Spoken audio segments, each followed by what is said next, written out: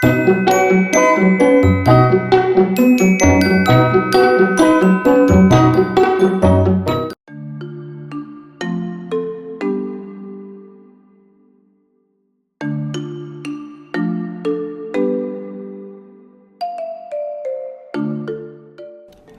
now take a closer look at how, for Archer, structural and cultural conditioning actually operates.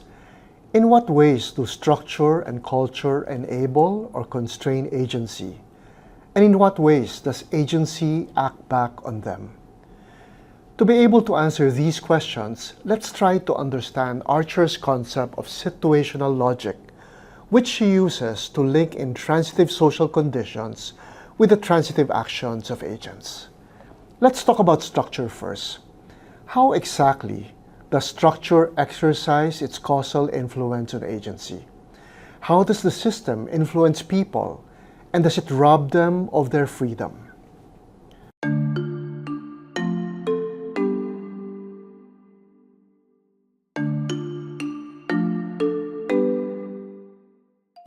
We may recall that structure is about the distribution of resources and roles. Because this distribution is uneven, structure places agents into different social positions that generate vested interests at T1, effectively dividing agents into three general groups: those who profit from the status quo, those who are constrained by it, and those who are simply indifferent. Obviously, the beneficiaries of the status quo would most likely want to preserve it, morphostasis, while those who find their position detrimental would welcome or even work actively for change, or morphogenesis. Social positions lead to different dispositions towards the status quo. The vested interests of agents translate into what Archer calls situational logic. To be able to identify the situational logic at work in a given situation, we need to analyze the relationships between social positions using two diagnostic questions. First, is the relationship between the agents necessary, or is it contingent? We say that the relationship is necessary if the agents cannot get out of it and are locked into the relationship. For example, in a factory, the relationship between capital and labor is a necessary relationship because one cannot exist without the other. Capital may own the machines and the factory, but the owners need labor to operate the machines and to run the factory. Labor, on the other hand, has all the necessary skills, but not the means of production. And of course, they need their wages to live. Compare that to a relationship between the factory owner and a street vendor, for example. The relationship that arises when a factory owner enters into a transaction with a vendor is merely external and contingent because it is dependent only on the single transaction and does not define the factory owner as a factory owner. The vendor remains a vendor even when the transaction is with somebody else. The relevant and necessary relationship in this case is that between customer and vendor. The second question we need to ask is whether the relationship is one of compatibility or incompatibility. In short, do their goals align or do they clash? Still on our factory example, the goals of capital and labor are incompatible. In order to maximize profit, capital needs to keep costs low, including wages. But in order to raise their living standards, labor requires higher wages. The relationship between capital and labor can be described as one of necessary incompatibility, or bracket, capital versus labor, close bracket. The factory owners cannot just fire everyone, halt production, and risk bankruptcy. Labor, on the other hand, cannot just quit, lose income, and suffer poverty. To analyze the structural conditioning at T1, we need to identify the situational logic. Since it is inconceivable for either capital or labor to eliminate the other, the situational logic that arises from their incompatible but necessary relationship is a pressure for compromise. By no means does the situational logic force either party to a decision, but it shapes the opportunity costs of their options, sending them some sort of structural signal. The cost of waging war against one another is much higher than the cost of forging a truce. This structural signal leads to a strategy of containment. You cannot win completely, so it is better to contain the potential damage through negotiation. So for example, all the subsequent collective bargaining, including threats of strike, eventually lead to a 5-year collective bargaining agreement where the factory owners concede to a 3% wage increase spread over 5 years. But the factory owners reserve the right to set the schedules for the adjustments. So capital gets to contain the workers' demands by giving a smaller raise, and labor succeeds in containing the owner's greed by securing a contract. But one thing should be clear: structure does not condition agency mechanically or automatically. Never deterministic, structure merely offers agents what Archer refers to as directional guidance, which are really reasons for actions. Agents still need to exercise their reflexivity to deliberate their response, weighing the structural signal against their personal concerns. This is T2 to T3. It is actually this reflective deliberation, not just the structural conditioning per se, that will produce the concrete interaction at T2 to T3, the organization of agents or the transformation of what Archer calls primary agents into corporate agents, leading to alliances and oppositions that will eventually result in either structural reproduction or structural transformation at T4. For example, capital may accept the logic and concede to negotiate and work towards an agreement with labor. On the other hand, the union may resist it, for instance, opting to go on strike and to face the consequences. Therefore, a social scientist examining the interplay between structure and agency will need to account for the directional guidance that structure provides the concerned parties. But he or she also has to account for the reflexive deliberations that ultimately lead to either structural reproduction or transformation. In summary, the situational logic that arises from necessary incompatibility is compromise, and it leads to an outcome of containment. Capital and labor end up containing one another.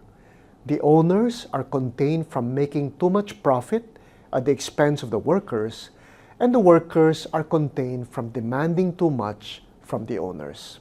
Even if the interests of agents are opposed to each other, the situational logic arising from necessary incompatibility leads to morphostasis, albeit an uneasy and precarious one, because the two parties are deadlocked in a stalemate, as in this case of capital and labor. Aside from compromise, there are 3 other situational logics arising from different structural configurations. Let's compare the factory example to the competition between taxi owners and ride-sharing companies like Grab and Uber. The relationship between these two is also one of incompatibility. But unlike the factory owners and workers in the previous example, there is no structural dependency between them. The relationship between the cab company and the ride-sharing company is not necessary because they can survive without the other. And in fact, they would be better off without the other because they are direct competitors. What we have here is another case of an incompatible, but this time contingent relationship. We represent this relationship of contingent incompatibility this way.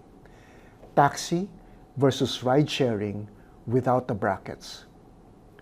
Here, the situational logic is no longer compromise but elimination. Unlike the factory situation, there is no middle ground. Given the situational logic of elimination, the resulting tendency is one of polarization and competition. Rival groups are created among the agents that usually result in only one of the parties surviving. The winner is expected to take it all, to capture the entire market at the expense of the other. So, for example, the ride-sharing company may resort to dropping its price to give taxi owners a run for their money, while the taxi owners may lobby for the banning of the ride-sharing altogether. In many cities today, taxis have in fact been decimated by the more convenient and often cheaper ride-sharing alternative. Again, we need to reiterate that for a true critical realist, the most that situational logic offers agents is directional guidance. By no means do their social positions or the resulting situational logic compel the agents to act in any particular way, nor does it dictate their decisions, but it merely provides a tendency of deciding and behaving arising from the social context, and the agents still need to exercise their reflexivity. In general, for a situational logic of elimination, unless agents for whatever reason decide or act otherwise, the more likely result is structural transformation or morphogenesis.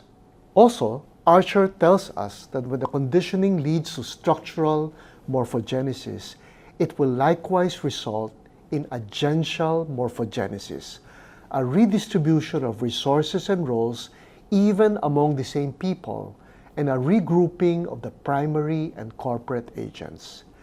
Here, morphogenesis is not just a modification or eradication of the previous structure, but an elaboration of a new relational organization with a different causal influence. So far, we've discussed two different cases. One, a case of necessary incompatibility, and the other, contingent incompatibility. Now, what if the goals of the agents concerned do not clash, as in our previous two examples, but are instead aligned with one another? In short, what if their relationship is not one of conflict, but one of alliance, or as Archer labels it, compatibility? There are also two possibilities here.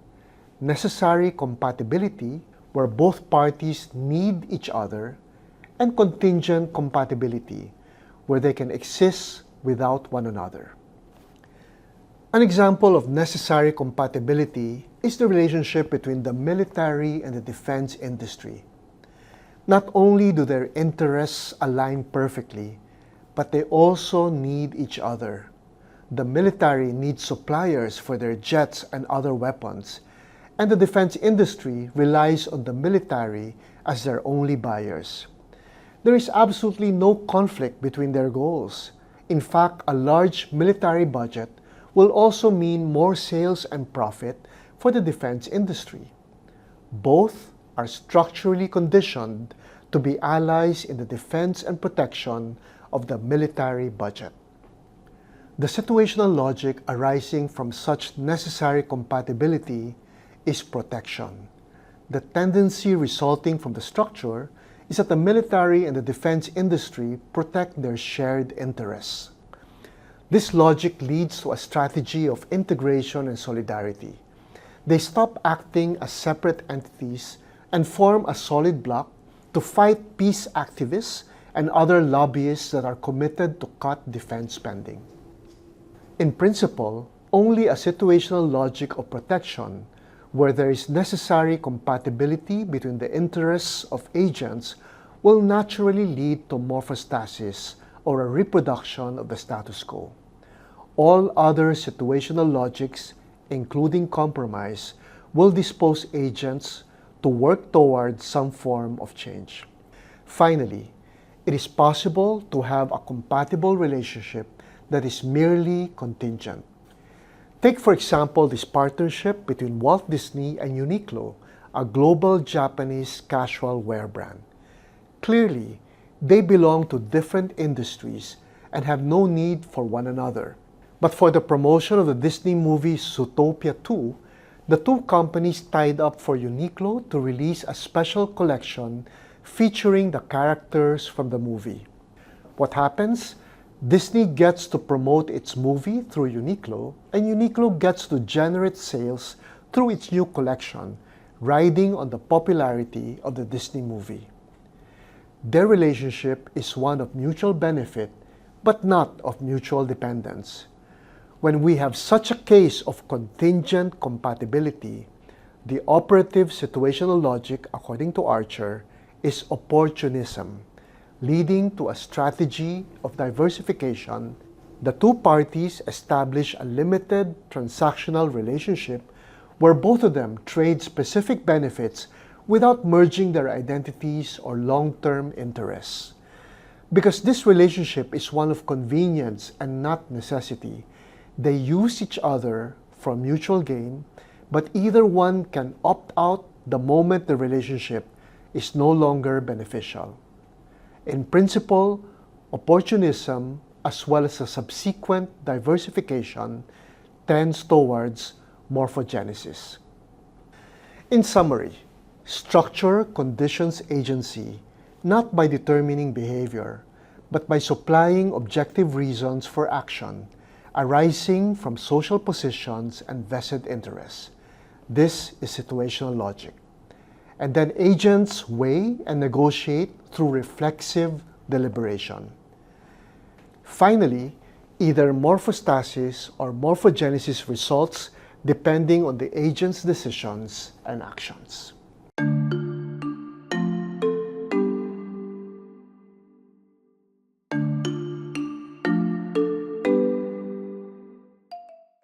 Now, what about culture?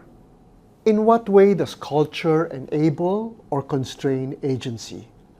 How culture conditions agency is quite similar to the way structural conditioning works, but Archer uses a slightly different lexicon when she talks about cultural situational logic, because this time we are dealing not with the social positions of agents, but with their ideas and beliefs.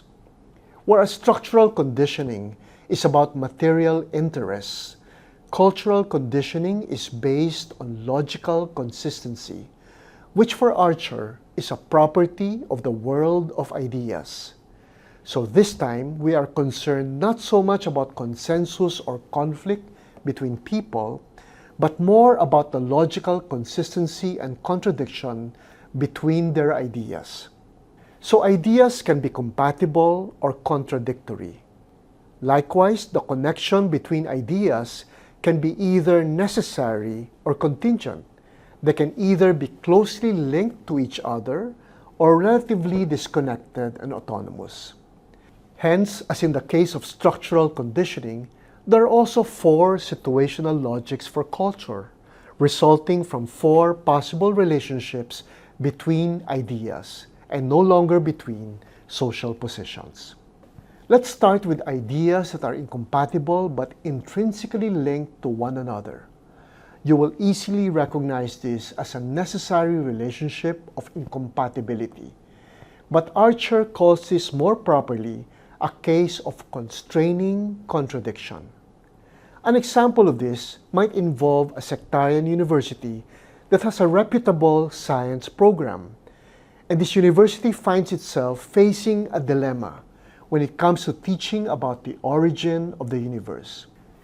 Was the universe created in 6 days, as claimed by the book of Genesis of the Bible, or did it take much more than that, as theorized by Charles Darwin?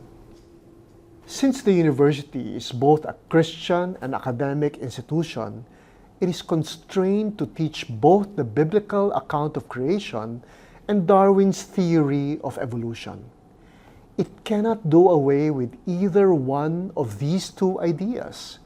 Rather, it is bound by duty to simultaneously uphold these 2 seemingly incompatible explanations of the origin of the universe. The cultural situational logic generated in such a situation is one of correction. The logical contradiction needs to be addressed and needs to be corrected. The two ideas are synthesized so that a day in the biblical account is now reinterpreted to mean an era, and we now maintain that God indeed created the universe but continues to create it in the natural process of evolution. This illustrates for us how the logic of correction leads to syncretism. Two contrary ideas are merged together in order to camouflage their contradiction. So in this case, while others may have the luxury to go for an either-or mentality, the agents in the university, still exercising their reflexivity, can now opt for either theistic evolution or intelligent design, both of which make the two initially incompatible ideas form a harmonious whole. Syncretism is really a form of cultural morphogenesis, resulting from a situation of constraining contradiction that leads to a situational logic of correction in T1. The cultural elaboration, T4, that most likely results from this dynamic is morphogenesis. The synthesis of ideas that emerges here is actually a transformation of those ideas. Let's take a second example of incompatible ideas, but this time ideas that do not require each other. You will probably recognize this as a case of contingent incompatibility. But when talking about culture, Archer prefers to use the label competitive contradiction. A simple example of this would be astronomy and astrology. One is a rigorous and regulated scientific discipline, while the other is merely a pseudo-scientific belief system that is in actuality no more than the occult posing as science. Since astronomy and astrology are epistemological rivals and neither are indispensable to the other, the resulting situational logic is one of elimination. The advocates for astronomy strive to distance and distinguish themselves from the astrologers, resulting in both internal and external change. Astronomy is refined as a scientific enterprise, as manifested, for instance, in an increasing mathematical rigor. But it also results in pluralism, a clearer divorce between the two, so that now we have a clearer separation between the world of science and the world of horoscopes. The result is an elaboration of the new, a morphogenesis not only of astronomy itself, but also of different ways of knowing through a study of celestial bodies. Competitive contradiction generates a situational logic of elimination, leading to a morphogenesis manifested in refinement and pluralism. There, of course, also results an agential morphogenesis, where the agents are regrouped into more distinct camps. Now, what happens when we have compatible ideas? Again, the situational logic depends on whether the ideas are intrinsically linked together or not. A case of necessary compatibility between ideas, technically speaking, is labeled by Archer as concomitant complementarity. In a Confucian society like Singapore, for example, we have two mutually reinforcing ideas originating from entirely different sources. On the one hand, we have Confucian ethics with its values of harmony, hard work, and merit. On the other, we have contemporary, largely Western management principles and their emphasis on efficiency, data, and productivity. Not only do their goals agree about the value of meritocracy, but also the Confucian ethics and contemporary management principles support one another. The resulting situational logic is protection. Moral philosophy and contemporary management defend and preserve each other, leading to a systematization of a successful political culture where good governance is legitimized by virtue, stability, and prosperity. When two sets of ideas are necessary and compatible, the situational logic of protection leads to their systematization, illustrating for us a cultural morphostasis of the strongest kind.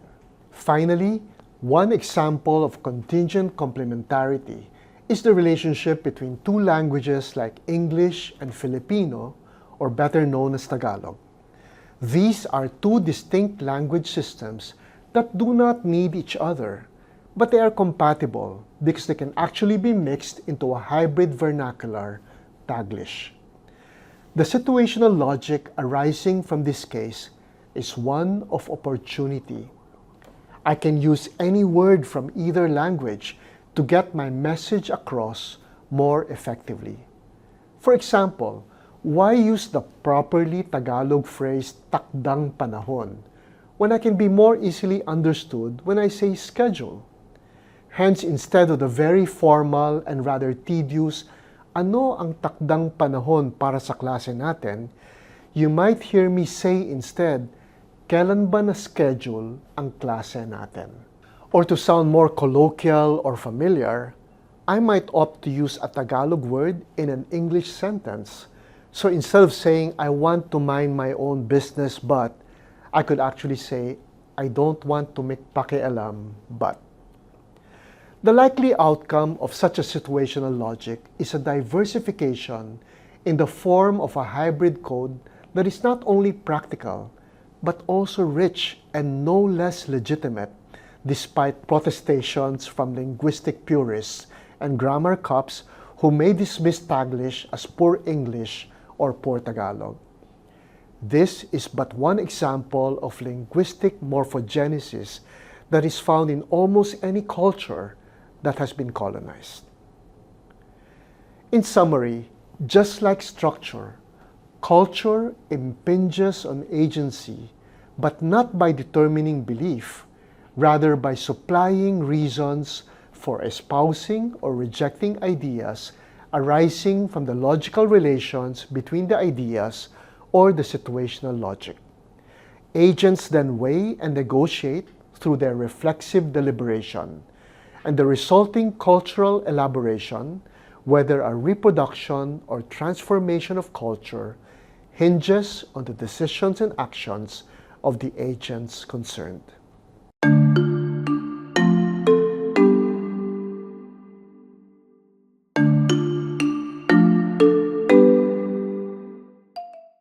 In conclusion, the morphogenetic approach can help us make sense of the process of social change and social stability.